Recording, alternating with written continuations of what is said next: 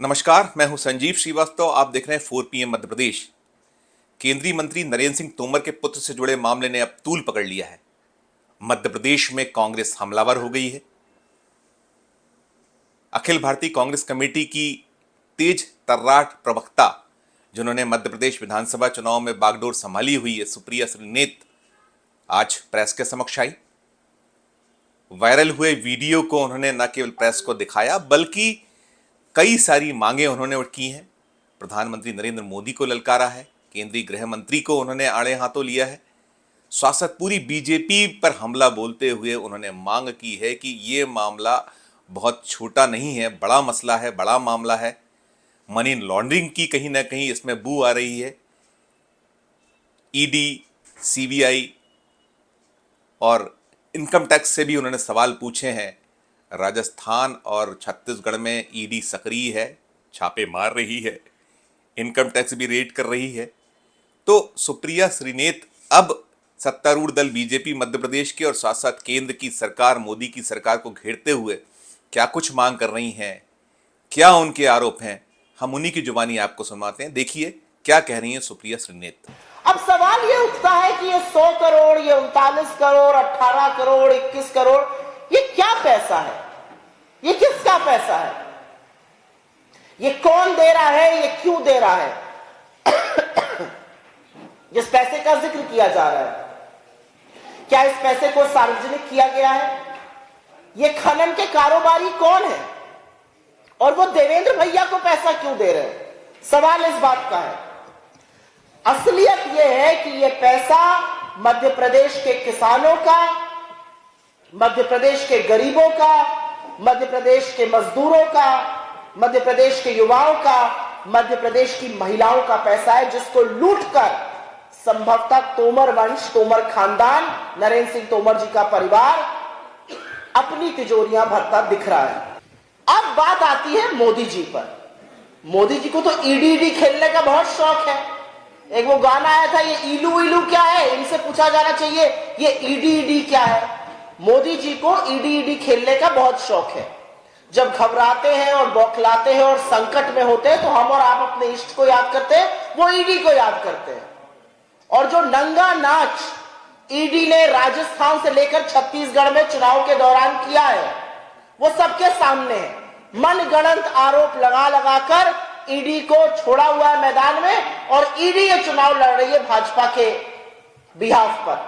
तो ईडी खेलने का इतना शौक है, तो आज सवाल यह है कि जब वीडियो प्रूफ यहां पर अवेलेबल है, ईडी कब आएगी नरेंद्र सिंह तोमर के घर पे? सीबीआई और इनकम टैक्स कब आएंगे नरेंद्र सिंह तोमर के घर पे? कब पूछताछ के लिए देवेंद्र तोमर को बुलाया जाएगा? आज सवाल इन बातों का है। क्योंकि एक बात साफ है, यह वीडियो और इसकी बात सुनकर लगता है कि यह काले धन पर चर्चा हो रही है, ये अनअकाउंटेड वेल्थ पे चर्चा हो रही है, मल्टीपल बैंक अकाउंट्स पे चर्चा हो रही है, पार्सल फलाने से आ रहा है, फलाना इतना देगा, ऐसा होगा, वैसा होगा, ये सारी बातें हो रही है। तो भाई काला धन पे जो प्रहार करने का बड़ा डंका बजाते हैं, उनकी ईडी, उनकी सीबीआई, उनकी इनकम टैक्स को सांप क्यों सूंघ गया? इस वीडियो को देखने के बाद भाजपा में सुई पटक सन्नाटा क्यों है? कब ईडी के टिकट कटाए जाएंगे कि वो भोपाल या ग्वालियर पहुंचे और शिवराज सिंह चौहान जी से लेकर नरेंद्र सिंह तोमर जी से पूछताछ करें? क्योंकि एक बात और भी साफ है, और यह भी बिल्कुल साफ बात है कि एक लड़का अकेले अपने दम पर सैकड़ों करोड़ों का यह पूरा गोरख धंधा नहीं कर सकता है। और मुझे कोई भी गुरेज नहीं है ये कहने में, इस देश के प्रधानमंत्री नरेंद्र मोदी, आप चुप नहीं रह सकते हैं। आपकी कोई नैतिकता नहीं है भ्रष्टाचार पर बात करने के लिए। अगर नरेंद्र सिंह तोमर और उनके परिवार के खिलाफ कार्रवाई नहीं होती, इस मामले का संज्ञान नहीं लिया जाता। चुनाव चल रहा है, चुनाव आयोग को इस मामले का स्वतः संज्ञान लेना चाहिए। इसकी स्थापित करिए सत्यता और त्वरित कार्रवाई कीजिए। हमारी कुछ मांगे हैं और वो आप पत्रकार बंधुओं के माध्यम से हम इसको पटल पर रख रहे हैं। जैसा कि मैंने कहा, चुनाव आयोग इस मामले की त्वरित संज्ञान ले, कार्रवाई करे और सत्यता स्थापित करे। इस प्रकरण में न्याय तभी होगा जब सुप्रीम कोर्ट के रिटायर्ड जज के अंतर्गत जुडिशियल इंक्वायरी होगी इस मैटर में। नरेंद्र सिंह तोमर, जैसा कि मैंने कहा, केंद्र सरकार में एक पावरफुल, शक्तिशाली, सशक्त मंत्री हैं, उनको बर्खास्त किया जाना चाहिए जब तक इस मामले की छानबीन ना हो जाए और रिपोर्ट ना आ जाए।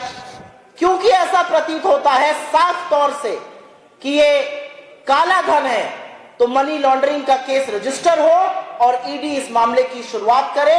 ईडी जिसको सांप सूंघ गया है, सीबीआई जिसको सांप सूंघ गया है, इनकम टैक्स जो मौन है, वो इस मामले का संज्ञान ले, केस रजिस्टर करे और इस पर कार्रवाई शुरू करे।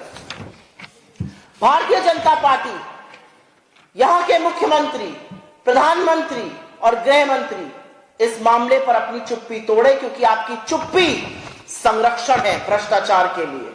आपने सुना कि क्या आरोप हैं। वे कह रही हैं कि ईडी, इनकम टैक्स और ऐसी अन्य एजेंसियां जो केंद्र में हैं, राज्यों में हैं, वो उन्हें सिर्फ कांग्रेस या जो विपक्ष है उसका भ्रष्टाचार दिखता है। ये पूरा का पूरा मामला जब सामने आया है तो क्यों चुप है ईडी? मोदी ईडी खेलते हैं, क्यों नहीं अब उन्हें ये प्रथम दृष्टया लग रहा है कि यहाँ भी ईडी भेजी जाए, यहाँ भी जांच कराई जाए। पूरा का पूरा मामला गंभीर है, महत्वपूर्ण है, चुनाव का मसला है। सुप्रिया श्रीनेत ने तो मांग ये भी कर डाली है कि नरेंद्र सिंह तोमर को बर्खास्त कर पूरे मामले की जांच कराना चाहिए। उनके पुत्र जिनसे जुड़ा ये कथित वीडियो है, जिसकी पुष्टि 4 PM कतई नहीं करता है, वो कह रही है कि उनके खिलाफ भी पुलिस को तत्काल कदम उठाना चाहिए। चुनाव आयोग पर भी निशाना सुप्रिया श्रीनेत ने साधा है। उन्होंने मांग की है कि आयोग तत्काल संज्ञान में ले, मसले को एक्शन करे। मध्य प्रदेश में और अन्य जो 5 राज्य हैं, Rajasthan, Chhattisgarh, Mizoram, Telangana, free and fair चुनाव हैं, उसके लिए कहीं ना कहीं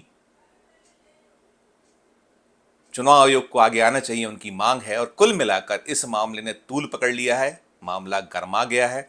अभी शुरुआत है मध्य प्रदेश में।